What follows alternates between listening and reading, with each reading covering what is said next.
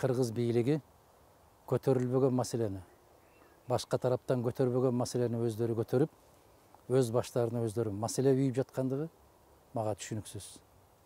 Айрыкча өтө опурталдуу деген маселелердин бири бул кемпир абад маселеси. Эмне үчүн азыркы кыргыз бийлиги ал маселени кыстара койгондугу мен үчүн түшүнүксүз.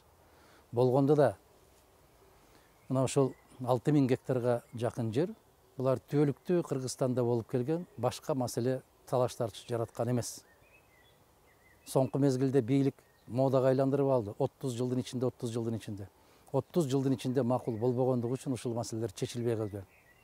Кайдан келе калуу эле асмандан түшкөндөй болуп, акылдуу инсандар келип калгандай болуп, 30 жылдан бери чечилбеген маселени мына биз чечкени калдык деш, бул акылсыздык. Айылда кээ бир балдар болот. Мактап сактап, ой азамат сенин колуңдан келет. Сенден жакшы эч ким жасай албайт десең, күпүлдөп чуркап жүрүп, отунду да жара берет, көмүрдү да ташый берет, баардык жумуштарды аткара берет. Мына азыркы бийликтегилер мага ошол балдарды элестетет.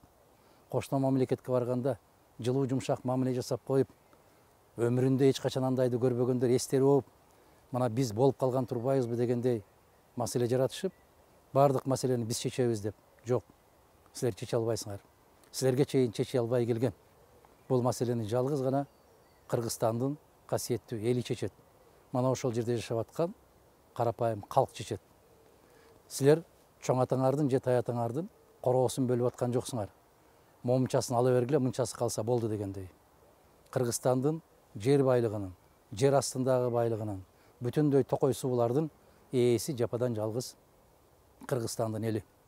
Бул кемпир абад маселеси менимче саясий маселеге айландырып жиберишкендиги ачыктан ачык көрүнүп турат. Себеп Өзбекстан тараптан бул маселе көтөрүлгөн эмес. Муну биздин тараптагылар жасакерленгендик сыяктуу болуп турат. Анын үстүнө болгондо дагы өзгөчө кызматтын жетекчиси кое тургула мен Ташкенттен барып сурай келейин дегендиги бул өтө жагымсыз көрүнүш. Бул биздин эгемендүүлүккө каттуу сокку урулгандык деп билем мен. Маселе эмне үчүн Бишкекте же түздөн түз мына ошол Кызыл Октябрь айыл өкмөтүндө, Карабол айыл өкмөтүндө, Төрткүл айыл өкмөттөрүндө чечилбей туруп, Ташкенттен чечилиши керек. Бул уят маселе. Бул аябай уят маселе. Бул намыска келе турган маселе. Ошондуктан урматтуу кыргызстандыктар, жер тагдыры эл тагдыры.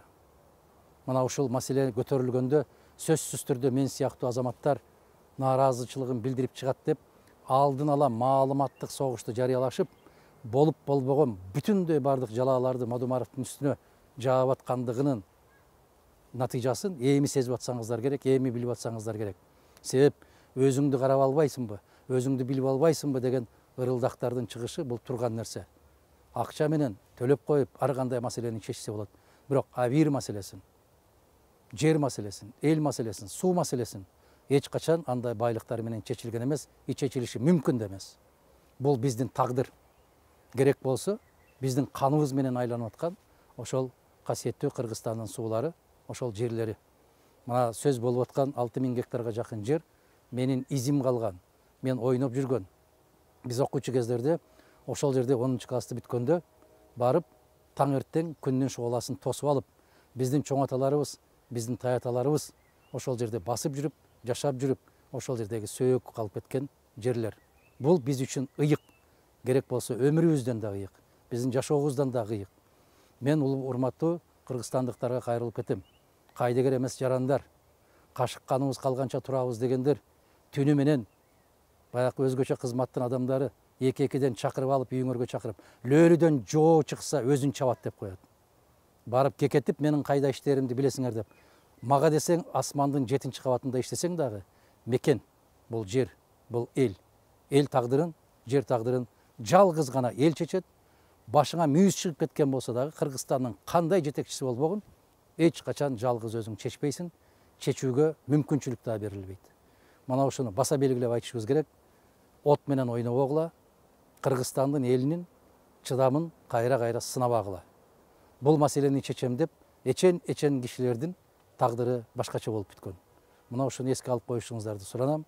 Кайдыгер эмес болгон жарандар, күндөн күнгө талапты күчөтүп аткан эр азаматтар ар дайым бар болуңуздар.